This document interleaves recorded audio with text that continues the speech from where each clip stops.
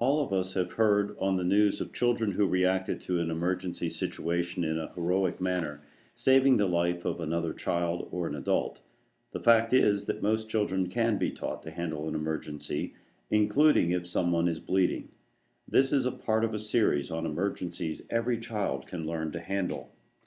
In an emergency, the best thing you can do is tell your parents, a teacher, or another adult that you trust right away. But if no one is around, you may need to take action. The good news is that you can help someone who is bleeding. Here's what you need to know so that you can help and be a hero. Time can be critical if someone is bleeding. For the person who is bleeding, they may be very scared. And if they lose too much blood, they could become weak, dizzy, or lightheaded. The good news is you can help. By knowing what to do, you can step in during an emergency situation and perform an act of kindness. Here is what you can do to assist someone. The most common type of bleeding that children will see is the nosebleed. Seeing blood can be rather scary for a child, so using the common nosebleed is a good teachable moment.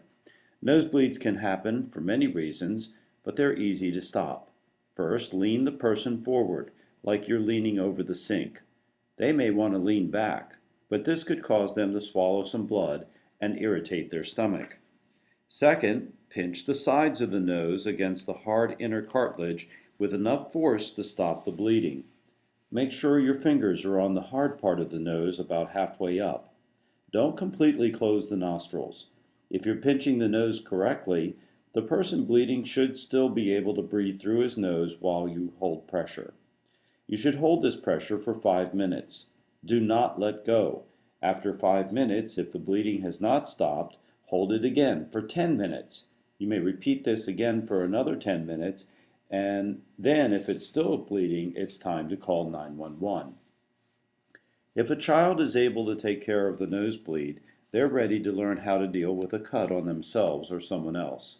Like the nosebleed, putting pressure on the wound is the first step. They may want to send someone to get gauze pads or a terry towel to use on the wound.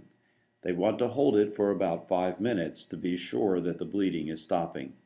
Then just leave the gauze or towel in place until you can get adult help. Teaching your child these simple first aid steps and tips is good for their knowledge and confidence. Role play or practice can be made into a game with the kids, and they will learn that way very fast.